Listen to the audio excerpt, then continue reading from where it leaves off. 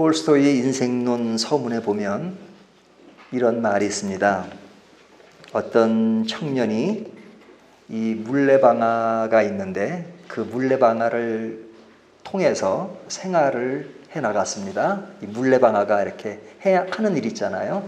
그것을 통해서 생활을 했습니다. 이렇게 절구가 있으니까 곡식 같은 것도 찌기도 하고 그래서 생활을 했습니다. 그 생활로 뭐 충분하지는 않지만 그래도 안정된 생활을 해 나갔는데 어느 날은 물레방아가 굉장히 궁금해졌습니다. 뭐 궁금한 것은 뭐 기본적으로는 뭐 고장이 나면 손수 고치기도 했지만 갑자기 이 물레방아가 무엇인가 하는 그런 생각이 들었습니다. 그래서 물레방아를 나름대로 연구한다고 살펴보기 시작했습니다. 근데 이 물레방아가 이제 물에 의해서 이제 회전 운동이 이루어지고 그 다음에 그것이 또 수직 운동 뭐 그래가지고 되는 원리를 쭉 보다 보니까 신기했습니다. 그래서 신기한 나머지 더 깊이 이 물레방아를 연구해야 되겠다. 그리고 쭉 연구하다 보니까 이 물레방아는 물이 없으면 움직일 수 없는 것이구나. 그래서 물레방아를 더 잘 알려면 물을 알아야 되겠다 해서 물을 또 살피기 시작했습니다. 그리고 내린 결론이 뭐냐면 물레방아는 물이다 라는 결론을 내렸습니다. 이 톨스토이가 철학자니까 철학자로서 어떤 인생을 연구하는 것에 있어서 사람들이 잘못 짓고 있는 그런 부분을 지적한 것입니다. 이 청년의 이야기가 좀 더 많이 나오는데 사람들이 그랬습니다. 당신은 지금 먹고 사는 것이 중요한데 지금 기계는 고장 나 있고 또 이 물레방아는 멈춰 있는데 지금 그것만 연구하면 못하겠느냐. 그래도 이 사람은 말하기를 지금 이게 중요한 게 아니고 이것에 대한 연구와 이론이 중요한 겁니다 하면서 그는 계속해서 자기가 주장하는 것을 이야기했답니다. 사람들은 지금 중요한 것은 먹고 사는 문제인데 먹고 사는 문제가 지금 힘든 상황에서 물레방아만 연구하면 뭐하느냐 하는 그런 것 때문에 논쟁이 계속되었던 그 이야기를 서문에 담고 있습니다. 저희가 지금 로마서를 통해서 무엇에 관한 이야기를 계속하고 있죠? 복음, 그렇죠? 또 구원. 이 복음과 구원은 여러 가지 논제들이 참 많습니다. 그리고 이슈들이 많습니다. 그래서 사람들은 그것을 가지고 연구도 하고 또 이것을 통해서 박사학위도 받고 합니다. 하지만 이런 많은 이슈가 있고 논리가 있지만 사실 이 말씀이 주어진 것은 단순히 공부하기만을 위해서 주어진 것이 아니라 이것이 우리의 삶에 굉장히 중요한 것입니다. 삶의 문제를 위해서 주어진 것이지 삶의 문제를 제껴놓고 그냥 하나의 공부, 하나의 연구하기 위해서 주어진 것이 아닙니다. 이 교리라고 하는 것은 하나의 습득해야 될 또 학습이나 세례를 받을 때 필요한 것이 전부가 아니라 우리의 삶 속에 이 말씀을 늘 간직하고 새기면서 우리가 진정으로 그리스도의 길을 어떻게 가야 되겠는가 하는 것들을 더 깊이 알고 가는 것입니다. 그래서 이 구원의 교리는 우리가 새로운 피조물이 되었다. 그리고 의롭게 된 새 생명의 삶이 무엇인가 하는 것을 이야기해 주면서 우리의 인생의 참 가치를 알고 그리고 기뻐하고 감사하게 만드는 것, 이것이 로마서가 주는 것입니다. 그래서 이 많은 것들을 우리가 알면서 기쁘게 가야 되는데 그 안에는 단순하게 구원 이렇게만 끝나는 것이 아니라 너무나도 많은 이야기들을 우리에게 해주고 있습니다. 그 이야기 중에 가장 핵심적인 것이 뭐냐? 우리가 로마서 전체를 다루었지만요. 그 중에 가장 크게 우리가 인식해야 될 것은 무엇이냐면 죄의 문제입니다. 죄의 문제. 구원이라고 하는 것은 죄의 문제를 해결한 것이라고 말씀드렸죠. 구원이란 죄의 문제를 해결한 것이다. 죄의 문제가 얼마나 심각한 것이냐. 죄의 삭은 사망이다. 근데 그것이 해결된 것이다. 이것이 구원이다. 이것을 알리는 것이 복음이다. 이렇게 이야기를 했습니다. 자, 그런데 이 죄의 문제를 이야기할 때는 빠질 수 없는 이야기가 있습니다. 그것이 뭐냐면 율법입니다. 율법. 율법이 왜 중요하냐면 우리가 죄인이라고 하는 사실을 알려주는 것이 율법이에요. 율법에 도둑질하지 말라 그런 조항이 있으니까 내가 도둑질하면 죄라는 걸 알게 되잖아요. 이것은 아주 가벼운 예지만 그 많은 것들을 우리가 율법을 통해서 죄가 있다는 것을 알게 해주는 것입니다. 그래서 이 로마서에 나오는 많은 이슈 가운데 이 죄의 문제를 거론할 때 이것이 구원과 연결되고 구원과 연결된 죄의 어떤 속성을 깊이 알려면 율법이 무엇인지를 우리가 알아야 됩니다. 율법이 우리 죄에 대한 것을 알려주기 때문에 그렇습니다.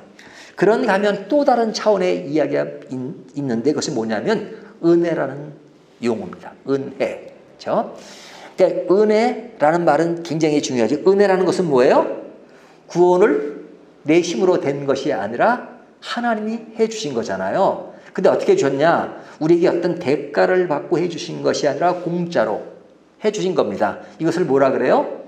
은혜라 그러죠. 자, 그러니까 우리가 은혜란 말을 할 때 인간의 공로로, 인간의 행위로 구원받은 것이 아니라 하나님의 은혜로 구원받았다 이렇게 말하잖아요. 자, 그렇다면 은혜라고 하는 것은 하나님에서 된 것이니까 그 안에서 내 공로가 없어요. 그리고 그것에 감사하고 자유함을 얻은 겁니다. 기뻐하는 것입니다. 그러니까 은혜라는 것이 굉장히 중요합니다. 그래서 은혜라는 것도 굉장히 중요하고 또 죄를 깨닫고 이 은혜까지 가게 된 것을 알게 한 그 율법도 굉장히 중요한 겁니다. 그러니까 율법도 중요하고 은혜도 중요합니다. 하지만 실생활 가운데 또 많은 사람들이 이야기를 하면서 이 율법과 은혜라는 것을 중요하게 생각하면서도 한쪽으로 기울어졌다든지 또 한쪽을 무시하는 성향이 있습니다.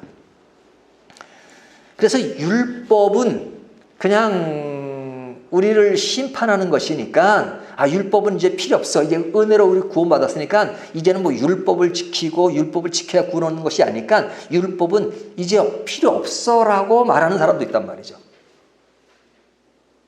그래서 그런 정도까지 가지 않지만 이제는 은혜를 자꾸 강조하다 보면 이제 은혜 아래에 있으니까 뭐 내가 무슨 선한 행동한다 그걸로 구원 얻는 게 아니야. 어떻게 인간이 선한 행동을 다 해. 그거 구원 얻지 못해. 그러니까 이제는 자유롭게 살아도 돼.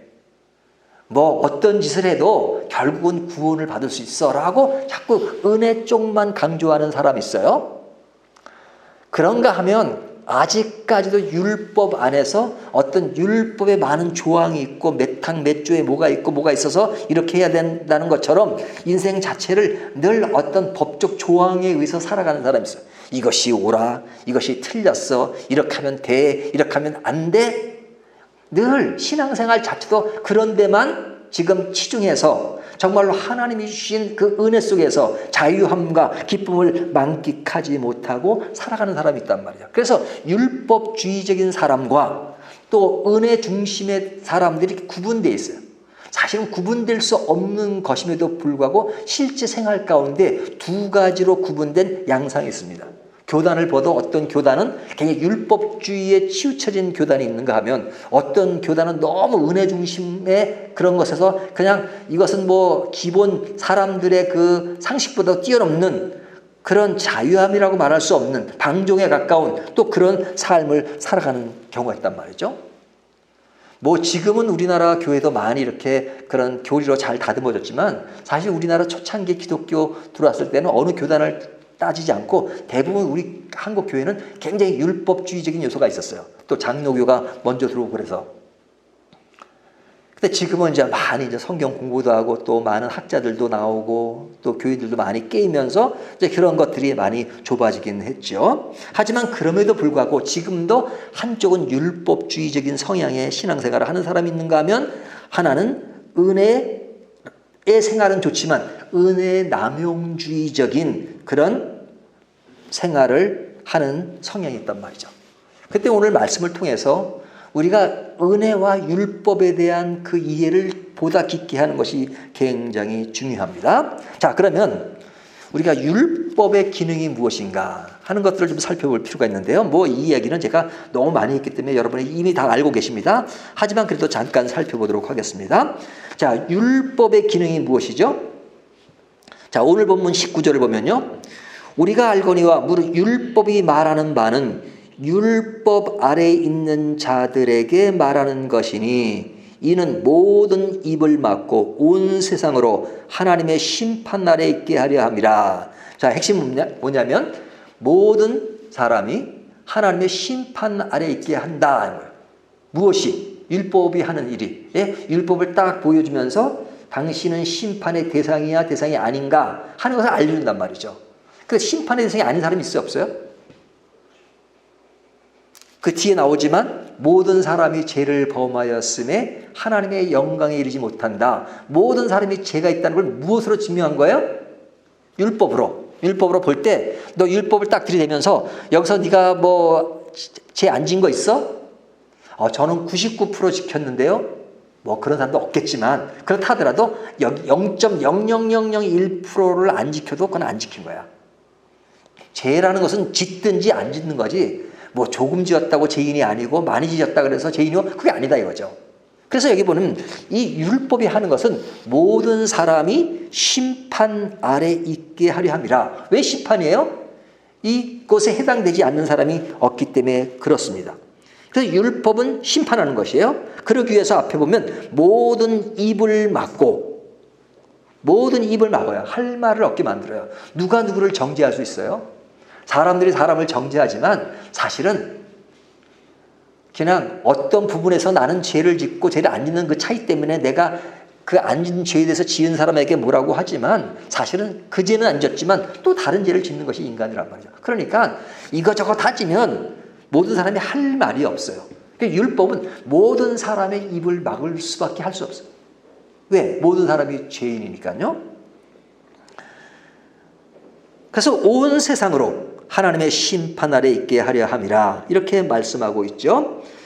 자, 그래서 이렇게 하는 것은 20절 그러므로 율법의 행위로 그의 앞에 의롭다 하심을 얻을 육체가 없나니 그렇기 때문에 율법의 행위로 의롭다함을 얻을 육체가 없다 이렇게 말하는 거죠.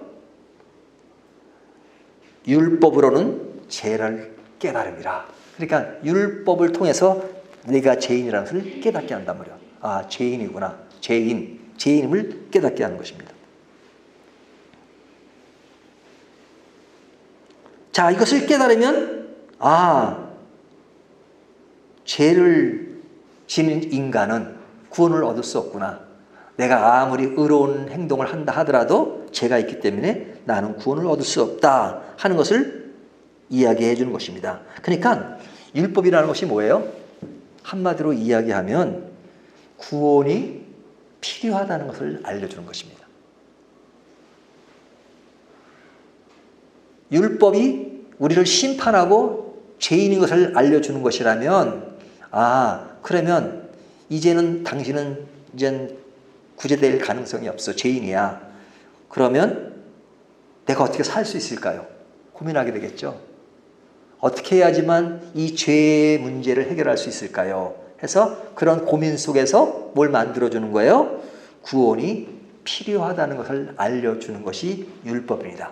자, 율법을 좀 소극적으로 얘기하면 죄를 깨닫게 하고 심판하는 것이지만 적극적으로 설명한다면 구원의 필요성을 알려주는 것이 율법입니다. 자, 그러면 은혜는 무엇입니까? 은혜는 무엇이냐? 21절을 보면요. 이제는 율법 외에 하나님의 한 의가 나타났으니 율법과 선지자들에게 증거를 받은 것이라 그러죠.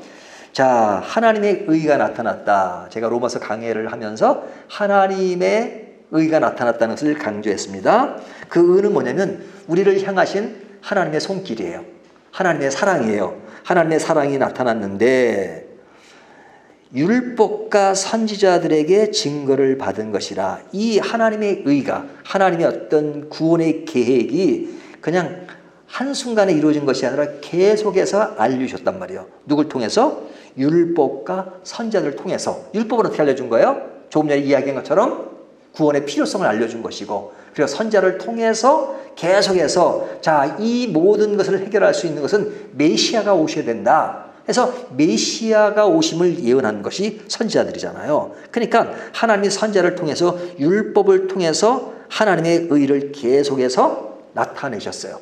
율법 외 선지자를 통해서. 그러니까 율법 외라는 말은 율법도 필요 없다는 것이 아니라 율법도 굉장한 역할을 하고 있다는 것을 이야기하고 있죠. 그러면서 이야기하기를 22절 곧 예수 그리스도를 믿음으로 말미암아 모든 믿는 자에게 미치는 하나님의 의인이 차별이 없느니라. 여기 중요한 곧 결론에 도달하는 겁니다. 자, 이 모든 문제를 해결하는 것이 누구세요? 예수 그리스도를 믿음으로 말미암아. 그렇죠? 예수 그리스도를 믿는 것이 구원에 이르는 것이다 하면서 예수 그리스도를 이야기하죠. 복음의 핵심은 뭐예요? 예수 그리스도잖아요. 예수 그리스도. 그러니까 예수 그리스도가 이 모든 것을 다 이루셨는데 그것을 믿음으로 말미암아 하나님의 그 의가 이제 성취되는 것이죠. 자, 그래서 어떻게 되느냐? 24절, 23절 모든 사람이 죄를 범하였으며 하나님의 영광에 이르지 못하더니 24절 그리스도 예수 안에 있는 속량으로 말미암아 하나님의 은혜로 값없이 의롭다 하심을 얻은 자 되었느니라 그러죠. 자, 예수 안에 있는 속량으로 자, 그 대가를 다 지불했죠. 인간이 죄에 대한 대가를 다 지불해야 되는데 이것을 예수님이 대표로 지불하시고 그로 말미암아 하나님의 은혜로 값없이 의롭다함을 얻었다. 하나님의 은혜로 값없이 얻었다 하는 것은 그것이 은혜라는 것이에요. 값없이 우리는 새로운 생명을 얻게 된 것입니다. 그것을 위해서 하나님은 엄청나게 투자하신 거죠. 우리는 공짜로 얻으니까 가치를 모를 때가 있어요. 하지만 하나님은 우리를 구원하기 위해서 엄청나게 긴 세월 동안 율법과 선지자를 통해서 그리고 예수 그리스도가 오셔서 예수 그리스도는 누구세요? 하나님의 독생자 예수 그리스도. 예수 그리스도가 인간으로 오셔서 우리를 대신하여 십자가를 지시고 피를 흘리시고 그리고 우리를 구원하신 것. 하나님은 엄청난 대가를 지불했지만 우리에게는 단돈 1원도 받지 않으시고 다 공짜로 우리를 안아주셨다. 우리를 새롭게 하셨다. 죄의 문제를 사하셨다. 구원하셨다. 이게 뭐예요? 은혜라는 것이죠. 자, 그렇다면 우리가 이제 그 의학적인 용어로 좀 이야기한다면 율법은 뭐예요? 처방이죠. 처방. 처방은 뭐예요? 원인을 알려주고 그 대안책을 제시하는 거죠. 아, 당신은 지금 이런 병이 있기 때문에 이렇게 치료를 받으셔야 돼요. 수술을 받으셔야 돼요. 이거 알려주는 게 뭐예요? 에? 의사들이 진료해가지고 뭘 알려주는 것. 그러니까 율법은 그런 기능을 해요. 율법은 그런 기능을 해요. 근데 은혜는 이제 수술을 받든지 치료를 해서 다 나은 것. 이것이 은혜인 겁니다. 그러니까 내가 병을 나으려면 내가 어떤 병이 걸렸는지를 알아야지만 그 병이 고쳐질 수 있잖아요. 그것처럼 율법은 우리가 병이 있다는 것을 알려주는 것이고 이제는 그 은혜로 인해서 이제 완치함이 되었다 하는 겁니다. 근데 그 완치함이 우리가 병원에 가서 치료를 받거나 또 수술을 받으려면 돈을 내야 되지만 하나님은 그냥 다 너희가 내 자녀인데 무슨 돈을 받아. 다 내가 해준다. 너희 할 일은 없어. 내가 다 아마. 넌 가만히 있어. 내가 다 아마. 그렇다면 율법도 중요하고 은혜도 중요하죠. 그래서 성경은 율법은 잘못됐다거나 폐지됐다거나 이렇게 말하지 않아요. 폐지됐다는 말을 하죠. 하지만 율법 자체가 그냥 이제는 없어진 것으로 생각하지 않는단 말이죠. 율법은 하나님이 주신 것이니까 거룩한 것이다 이렇게 말하죠. 또 은혜는 마찬가지로 우리에게 너무너무 감사한 일이죠. 너무너무 감사한 일이죠. 그 은혜가 없다면 우리의 삶은 아무것도 아닐 수밖에 없는데 율법도 우리의 죄를 알려주고 또 은혜도 우리의 모든 것을 알려줬기 때문에 너무너무 감사한 것이죠.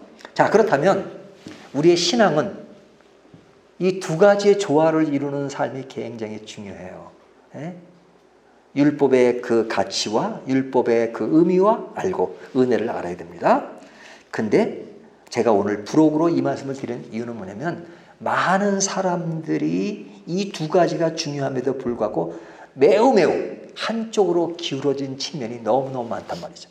아니, 나는 아니라 그러지만 우리 개인의 어떤 신앙적인 성향을 보더라도 율법주의적인 성향을 가진 사람들이 있고 은혜 중심의 그런 사람이 있고 그보다 더 나간 사람들은 어찌 보면은 광신자처럼 느낄 정도로 그냥 아주 초은혜파 뭐 이런 말도 하잖아요. 이런 성향이 있단 말이죠. 우리가 뭐 율법을 부정하거나 뭐 은혜를 부정한 사람은 거의 없죠. 하지만 내 신앙적인 어떤 양상을 보면 한쪽으로 기울어진 측면이 많이 있어요. 그래서 은혜 쪽으로 기울어진 측면은 은혜 자체는 하나님의 말씀 절대지만 그 은혜를 그냥 말씀하는 거 더 나간 은혜 남용주의가 있단 말이죠. 그런가 하면 또 율법주의가 있어요. 율법은 좋은 거예요. 그럼 율법주의자는 문제가 있는 거죠. 또 은혜는 좋은 것이면 은혜 남용주의자. 그러니까 은혜 남용주의라는 것은 뭐냐? 아이고 뭐 우리 다 구원됐는데 하나님의 은혜에서 구원됐으니까 내가 어떻게 살아도 상관없어. 이제 천국은 행위로 얻는 것이 아니고 이제 마음대로 살아도 뭐 살인한다고 뭐 그래서 구원과 굳이 나쁘긴 하지만 구원과 관계된 건 아니야. 어떻게 살아도 구원은 얻어. 이렇게 말한단 말이죠. 어떻게 살아도 구원은 받고 천국은 가게 되어 있어 라고 말하는 것이 은혜의 남용주의자. 좀 고상하게 얘기하는 사람은 이렇게 말합니다. 아이고 뭐 우리가 구원받은 사람이니까 천국은 다 가. 하지만 행동하는 것에 있어서 조금 행동하는 게 좀 그릇되게 살면 하늘에서 상급이 좀 적고 조금 제대로 살면 하늘에 가면 상급이 좀 커. 그 차이야. 상급은 구원과 관계되는 게 아니야. 이미 천국 간 사람들에게 상급을 주고 안 주는 거지 지옥 간 사람들에게 무슨 상급이 있어. 그 자체가 벌인데. 그러니까 그냥 천국에 가면 상의 정도의 차이는 있지만 구원은 다 받아. 그래서 옛날 부흥사들이 그런 말을 했어요. 뭐 천국에 가보면 개털 모자 쓴 사람이 있는가 하면 또 뭐 멸관을 쓴 사람이 있다. 그런 얘기 하잖아요. 성경 어디에 개털 모자가 있는지는 모르겠어요. 제가 본 성경에는 그런 거 안 보이던데. 여러분 천국은 완전한 곳이에요. 무슨 개털 모자를 쓰고 그래요. 뭐 거기도 등급이 있어가지고 계급이 있어가지고 천국은 1등 공신 1등 2급 3급 따지는 게 아니란 말이죠. 사람들이 자꾸 따져. 그냥 그거 따져요. 상급이 있다. 그러니까 이런 것으로 은혜를 남용하는 거예요. 내 마음대로 살아요. 이제는 뭐 예수 믿고 나서 처음에 갈 때는 뭐 예수 믿는 감격, 기쁨 이런 거 얘기하지만 그냥 살아가는 마음대로 살아. 뭐 교회 생활도 뭐 대충 하고 또 뭐 개인적인 신앙 생활도 대충 하고 그냥 습관적으로 하고 그래도 안심해요. 안심. 뭐 천국은 보장돼요. 나는 이미 보증수표를 딱 찍은 거예요. 천국 보증수표를 찍었기 때문에 나는 어떻게 살아도 천국은 가. 뭐 교회 생활과 관계된 게 아니야. 뭐 이런 자유스러움이 지나쳐서 이제 어떻게 더 천당은 간다라는 그 하나 때문에 내 생활을 마음대로 해요. 제가 지난 시간에 이런 얘기를 했잖아요. 하나님은 창조의 하나님이시고 구원의 하나님이시고 지금도 선한 길로 인도하시는 하나님이시다. 지금도 선한 길로 인도하시고 하나님과 교제 가운데 살아가는 것이 성도의 모습인데 하나님과 교제가 끊어진 상태에서 그냥 자기 혼자 나는 천국은 간다. 그리고 어떻게 살아도 나는 이제 모든 것이 다 결정되었다. 이렇게 생각한단 말이죠.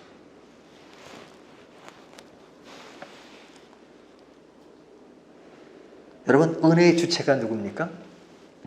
은혜를 내가 받았으니까 내가 마음대로 은혜를 생각하고 살아도 된다 아닙니다. 은혜의 주체는 내가 아니라 하나님이심을 명심해야 돼요. 하나님이 우리에게 은혜를 주신 거예요. 그렇기 때문에 우리가 늘 하나님 앞에 겸손하게 살아야 돼요. 겸손하게 살아야 돼요. 낮은 자세로 살아야 됩니다. 그러니까 그런 남용이 있기 때문에 밀양이란 같은 영화가 나오는 겁니다. 여러분 밀양이라는 영화 보셨죠? 그 전도연이 주인공 나온 영화잖아요. 이 사람이 그냥 교회 안 나가는 사람인데 근데 하여튼 예수를 믿게 되었어요. 교회 생활 무척 열심히 했습니다. 근데 그 아들이 죽어요. 살인자에게 의해서. 나중에 살인자가 누군지 알게 됐어요. 살인자지만 그래도 성경 말씀에 용서해야 된다는 것 때문에 그 면회를 갔습니다. 면회를 가서 보니까 이 사람이 자기한테 미안해 할 줄 알고 그냥 고개 푹 숙이고 그냥 아주 미안한 척하는데 굉장히 당당한 거예요. 딱 갔더니 아주 얼굴이 밝고 아주 당당해요. 그러니까 그 사람이 굉장히 얼굴 밝아 보이시네요. 그랬더니 제가 이 감옥에 와서 정말로 예수를 믿고 너무너무 많은 것을 깨달았습니다. 나의 모든 죄를 하나님이 용서해 주시고 예수 그리스도로 나 용서함을 받았습니다. 나는 이제 의롭게 되었습니다. 그러니까 전도연이 뒤집어지는 거죠. 이 사람이 나의 아들을 죽인 사람인데 자기를 보면 고개를 숙이고 미안합니다, 죄송합니다 이럴 줄 알았는데 너무 당당해서 나는 나의 모든 죄를 하나님이 용서하셨습니다. 그 당당함에 그냥 질려가지고 그 다음부터 기독교에 대해서 반발을 가지고 기독교 집회가 하는데 큰 그 스피커로 거짓말이야 그거 틀어주는 그런 장면이 나오잖아요. 이게 이제 기독교인들의 어떤 그런 그들이 볼 때 한쪽으로 빗나간 것을 비아냥거리는 그런 영화란 말이죠. 저 그 영화 보고 굉장히 마음에 충격을 받았어요. 이것이 기독교의 본질은 아님에도 불구하고 믿지 않는 사람들이 기독교를 이렇게 왜곡해서 보는구나. 근데 그런 왜곡해서 보게끔 만든 게 누구예요? 많은 사람들이 은혜를 남용하기 때문에 그런 것입니다. 은혜를 남용. 이 아까 그 미래에 나오는 그 감옥에 있는 살인자가 하는 말처럼 자기는 하나님이 용서해 줬으니까 이제는 누구한테 꺼릴 것도 없다. 이런 식이잖아요. 여러분, 은혜는 그게 아니에요. 은혜는 내가 내 힘으로 받은 것이 아니라 나는 죽어야 되고 이미 끝난 인생이에요. 그럼에도 불구하고 하나님 나를 구원해 주신 거예요. 대가 없이. 그렇다면 감사해야죠. 나를 용서해 주신 자가 그분이니까. 어떤 사형수가 감옥에 있는데 대통령 특사로 나왔으면 그 사람이 특사 나왔으니까 난 자유야. 그거는 진짜 자유를 모르는 거죠. 나를 그래도 특사로 내보내준 그 사람에게 늘 감사하며 이제는 내가 제대로 살아야 되겠구나. 이래야 되잖아요. 제대로가 나는 이제는 끝났으니까 아무렇게 살아도 돼. 이것은 은혜를 남용한 것이다 이거죠.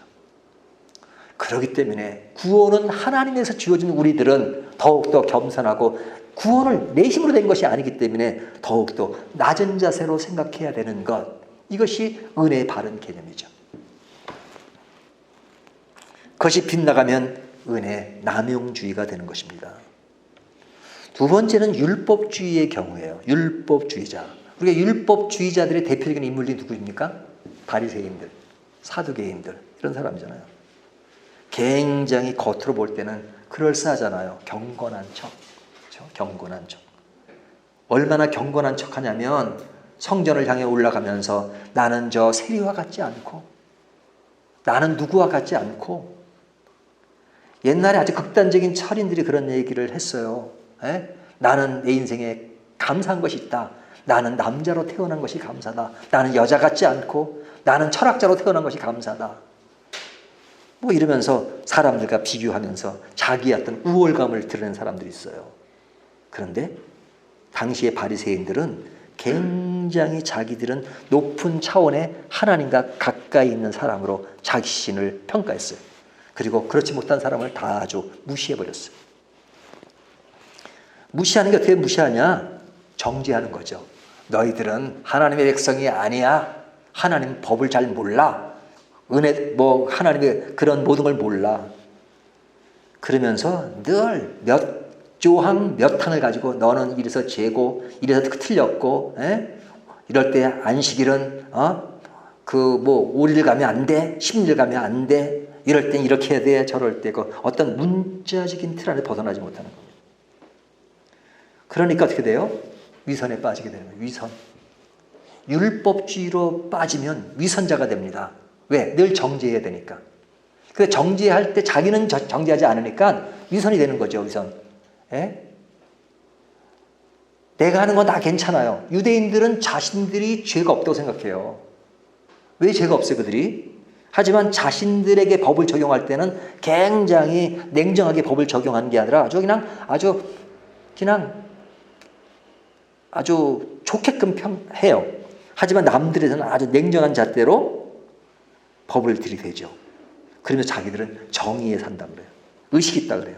요즘도 마찬가지입니다. 의식이 있다는 사람들, 또 정의가 있다는 사람들 중에 많은 사람들은 그것이 율법주의적인 요소를 가지고, 그리고 자신들은 괜찮은 사람이고 의인이고, 그리고 다른 세상에 일어나는 모든 것들은 그냥 의인이 아니고 악인들이에요. 그래서 그냥 정지하고 틀렸고, 그렇게 말하잖아요. 그래서 이 율법주의로 빠지면 굉장히 무서운 것입니다. 율법의 본질은 살리는 거잖아요. 근데 그 사람들은 사람을 죽여요. 늘 죽여요. 당신은 이래서 틀렸고 저래서 틀렸고, 이래서 아니고 저래서 아니고. 그러니까 유대인들에 대한 죄 문제를 다룰 때 성경은 뭐래요? 도둑질하지 말라는 내가 도둑질하느냐? 이렇게 말하잖아요. 이것이 율법주의의 그릇된 모습입니다. 자, 그렇다면 이 두 가지의 그릇된 모습을 보면서 우리는 어떻게 신앙생활을 해야 될 것인가? 뭐 이미 답은 나와 있죠. 극단으로 빠지지 않는 겁니다. 극단으로. 은혜는 매우 기지만 남용주의가 돼서는 안 되고, 율법은 중요하지만 율법주의자가 돼서는 안 돼요. 우리는 진정 하나님의 은혜를 알고 늘 자유함을 누려야 됩니다. 여러분, 우리에게 진짜 자유가 있어요. 하나님이 우리에게 너무나도 많은 자유를 주셨어요. 근데 많은 사람들이 자유를 못 누리고 살 때가 많아요. 요만한 것까지도 하나님의 뜻이 무엇입니까? 근데 어떤 경우는 너무나도 자유롭게 준 그 자유마저도 못 누려요. 점을 치듯이 모든 걸 하나님 딱 집어줘야 되는 것처럼 생각하는 거예요. 뭐 제가 하는 얘기지만 여기 올 때 그냥 편하게 오시면 돼요. 교회 올 때 버스를 타고 가는 것이 하나님의 뜻입니까? 걸어가는 것이 하나님의 뜻입니까? 내 차를 가지고 가는 것이 하나님의 뜻입니까? 그렇게 기도 안 하셔도 돼요. 상식으로 가면 돼요. 기도를 안 하라는 것이 아니라 기도의 삶이라는 늘 우리를 지배해야 되지만, 그러니까 모든 것이, 제가 지금 목이 마르면 하나님 이 물을 마셔야 하나님의 뜻입니까? 아닙니까? 극단적이잖아요. 극단적. 하나님은 이놈아, 내가 너에게 그런 자유를 주었는데 그 자유를 이렇게 못 누려. 먹고 싶으면 마시고, 목마르면 마셔. 자유를 주십시오. 진리가 우리를 자유케 했어요. 하나님이 우리에게 주신 그 죄로부터의 자유, 진리의 자유, 이것은 너무너무 감사하고 마음껏 누리십시오. 마음껏 누리십시오. 하나님의 은혜에 늘 감사하며 기뻐하는 것, 그러면서 겸손하게 사시는 것, 이것이 은혜가 주는 아주 깊은 뜻이에요. 그 은혜는 내가 은혜를 받았으니까 또 은혜를 나 혼자만 가질 수 없잖아요. 다른 사람에게 나눠주고, 그걸 모르는 사람에게 알려주고, 이것이 진리 안에 살아가는 성도의 모습이고 은혜를 바로 아는 사람이죠.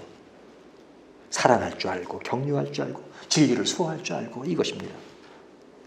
그러면서도 율법은 우리에게 어떤 거예요? 예수님이 이렇게 말씀하시죠.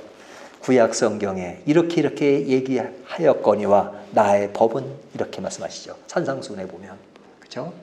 살인하지 말라 하였거니와 나는 너에게 이르노니 남을 미워하는 자는 이미 살인한 자다. 예수 그리스도의 은혜 아래 있으면 율법의 수준보다 더 높게 가는 겁니다. 문자적인 조항에 11조니까 딱 10분의 1 이게 아니에요. 뭐 내가 더 여유가 있으면 10분의 2, 3도 낼 수 있는 것이고, 그렇잖아요. 율법의 수준보다 그리스도의 법은 우리를 더 높은 수준에 이야기합니다. 그래서 제가 로마서 가면서 그런 얘기를 했죠. 어떤 혼자 사는 남자가 있었는데 이게 도우미를 한 사람 집에 들여서 늘 식사를 해줬습니다. 식사를 해주면 먹고 그랬는데 그 도우미 입장에서 너무너무 힘들어요. 막 그 주인이랑 너무너무 이렇게 좀 까다로워가지고 이렇게 해라 저렇게 해라 너무 힘들어요. 근데 둘이 나중에 좋아서 부부가 되었습니다. 부부가 되었을 때 이 도우미는 이제는 옛날처럼 그 밥을 하거나 이건 똑같지만, 그러나 사랑하는 남편으로 됐을 때는 옛날 도우미처럼 했을 때는 힘들었지만 지금은 사랑의 관계로 해주니까 더욱더 많은 것도 더 해주고 알아서 해주고 하는 그 관계를 얘기했잖아요. 은혜가 그런 것입니다. 은혜 아래 있으면 율법은 최하의 수준의 정도의 법밖에 안 되는 것입니다. 율법 자체가 최하라는 게 아니라 율법 자체가 더 큰 그리스도의 법 안에서 우리의 삶을 더 넉넉하게 만들어 가는 것입니다. 그런 차원에서 우리가 율법과 은혜를 제대로 이해하면 율법도 하나님 주신 거룩한 것이고 은혜도 하나님 주신 거룩한 것인데 이것을 어떻게 조화를 이루어 살아가는 것인가, 내 삶이 한쪽에 치우치지 않고 균형을 잡고 믿음으로 사는 길이 어떤 것인가 하는 것을 우리에게 알려주시는 겁니다. 이 말씀을 토대로 우리가 더욱더 균형 잡힌 믿음의 길을 가는 저와 여러분이 되시기를 주님의 이름으로 축원합니다.